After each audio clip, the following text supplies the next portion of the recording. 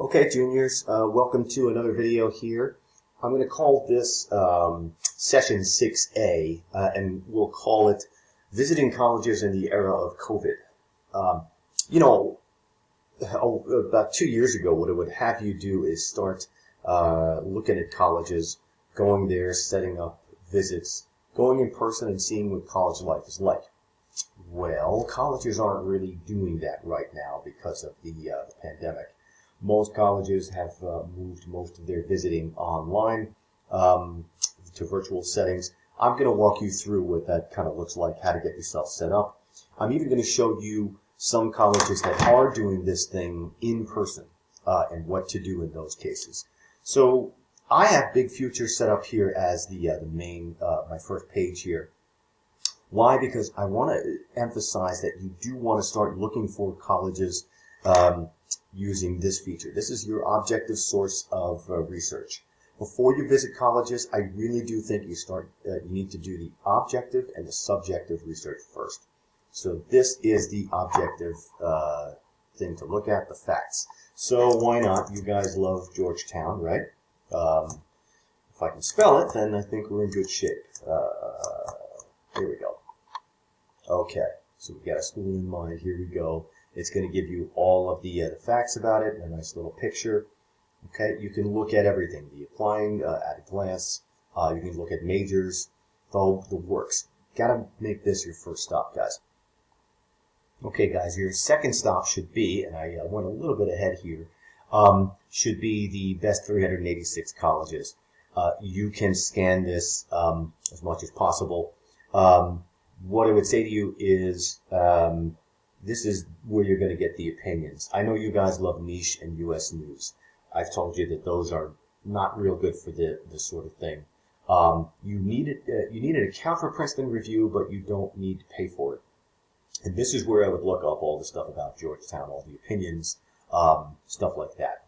So this should be your second stop.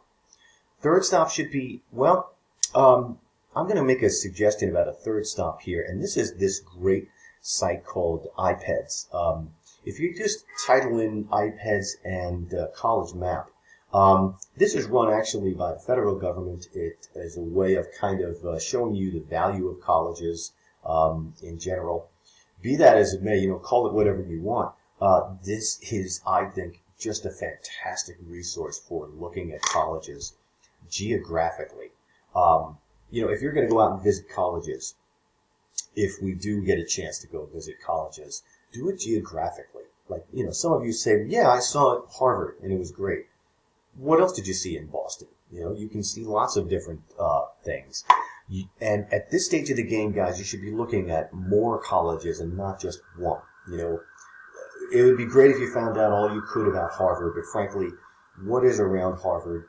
What other colleges are there? You want to compare and contrast them. So if you put in here, put in Boston, Massachusetts, okay? And here we go, and it's going to give you the colleges that are around Boston. I actually go out just a little bit so I can see other colleges. I'm going to go a little bit further too, okay? And this is kind of a radius around Boston. Here's Rhode Island, here's Connecticut, here's New Hampshire. So you can play with this a lot, guys. This is terrific. I take all the for-profit colleges out.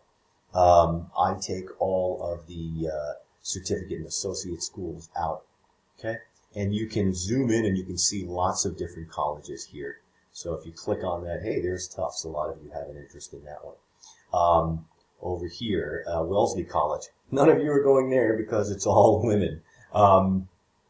But over here you have Worcester, where you have WPI, you have Holy Cross, Assumption colleges, places like that. Like I said, if you're going to go visit Harvard, look at all the colleges around it. And you definitely have to look at each of those, go out and compare and contrast. And this is just a terrific website for this. I mean, I love maps, so maybe you don't love it as much as I do, but this is a great resource. Go for it. All right, so let's say you need to do some virtual visits. You're looking around at your colleges and you're seeing none of them are doing virtual tours. Well, here's Georgetown's website, and they have this funky little, I like to call it a hype video of what Georgetown is like in slow motion. Hopefully you're going to college in full motion. But, you know, a lot of this is advertising. Definitely get used to what it's like, poke around on the websites. We've talked about this in group.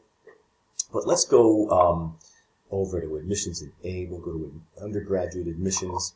Okay? And let's say we want to visit Georgetown. Hey, what a beautiful campus, right? Well, sorry, but Georgetown, as you can see here, has said we've temporarily closed Georgetown campus, so we invite you to meet us in a virtual setting. Okay, it is what it is, right? Most colleges, this is what they're doing. So let's take a look at some of the options here.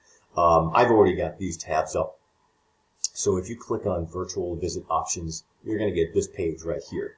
And it tells you, okay, here's what you can do to come visit. There's a virtual reality walking tour if you want. That gives me a big headache. So I don't know about you. You can go ahead and do that. There's the virtual tour online. So boom, it links you into this. I'm not going to go through the whole thing, but boy, it's really it's kind of a neat thing to do. Pretty much every college uses this, and it's a lot like Google Maps. Oh, and there it is. So I'm going to let you guys do that on your own time. But colleges all used to do that on their own, but now it's kind of a formalized thing. What I used to do is use Google Maps, and that's kind of what it looked like from before.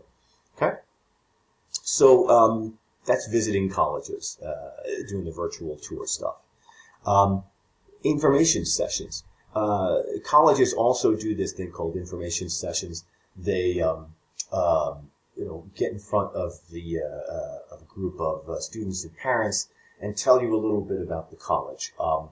There's a little admissions information there. They can answer questions. Many times there are students there and student panels. Okay, they're almost all being hosted virtually. Some colleges are wide open and they'll have it recorded. Some will do it live, and they'll want to schedule it at a particular time. So if you wanted to do it tomorrow, for example, on March 17th, today is March 16th, you click on the date, and you click over here, and it'll tell you what you need to do to enroll for it in it, okay? You know what the cool thing is? Your parents can be right over your shoulder watching it, so they can watch it too with you, okay? And, keep in mind that not all colleges do this, but some of them do. Okay. Now, one of the other cool things about visiting colleges now is this ability to connect with the actual students. When you start doing tours in person, that's probably the most crucial thing for you to do. Talk to students on campus. See what their opinion is like. See what their experience has been. In the pandemic, I found that colleges have done a terrific job in connecting you with the students in some way. So this is a way to kind of connect with the students themselves. And again, this is part of this Visit Georgetown thing, okay, and how to talk to the actual students. It asks you to, get on the mailing list, and absolutely you should do that, okay? They can answer lots of questions for you. They can hook you up with somebody individually. Absolutely do this, guys. Go connect with students. They even have this thing called Coffee and Chat. It is a virtual thing. You can talk to students directly. Definitely do this, guys. This is a great way to learn more about your colleges. All right, so those are ways of connecting with colleges virtually. Do more of them rather than just the schools that you like. Spread it out a little bit. A lot of you are working on your research project right now. This can absolutely be part of that. Okay. All right. There are some colleges that are doing in-person visits. Here's one of them. It's Marist College. Okay. They are being very careful about it. They are scheduling visits. I watched this video, and you should as well, in terms of what to expect. Think what you need to do to come to Regis, for those of you who are doing in person. You do the screening, you do a temperature check, you wear a mask, you wash your hands constantly. That's what these folks are doing, okay? And it works the same way I just showed you, except you're actually going to schedule a real tour and an info session, okay? These are great, and this is a beautiful campus right on the Hudson in Poughkeepsie, New York, about an hour and a half north of New York City. Not many colleges are doing this, but Marist is one of them. They're just going to be very, very careful about it. Guys, what I would do is I would just make sure you keep an eye out for your the colleges that are kind of on your radar screen at this point, and see which of them are doing actual tours, and do it geographically as much as possible. Okay. If there's a college on the way to going to see Dartmouth is up in New Hampshire and kind of isolated. Go see some colleges. Use the Ipeds feature and see what else is in the area. And for example, Marist is in Poughkeepsie. Right around the corner is Vassar College, a nice liberal arts college. Across the river is SUNY New Paltz. So that's the idea. Again, these virtual tour things, I bring up USC as an example. Many of you have an interest in USC. It's a fantastic school. Engineering, business, communications, film, you name it. But it's all the way in Los Angeles. So virtual tour is going to be pretty much the way to go, especially because they're not offering tours at this point. Works the same way I showed you before. Okay? Take a look at their websites, get on their tours, do the online tours and such, or the live virtual tour. You get the idea. Okay? Absolutely worth it. One last thing to show you. I emailed all of you this thing earlier in the week, so sign up for it. I put these up on Moodle from time to time to keep you aware of what's out there. But this is kind of a student panel. They're going to have a Q&A session, and you're invited. It's run really by the students. They want to show you what life is like at the Claremont colleges. It's a consortium of liberal arts colleges just outside of Los Angeles in Southern California. Many of you have heard of these folks, but absolutely worth your time. So now, how do you become aware of these things? You got to get on the mailing list.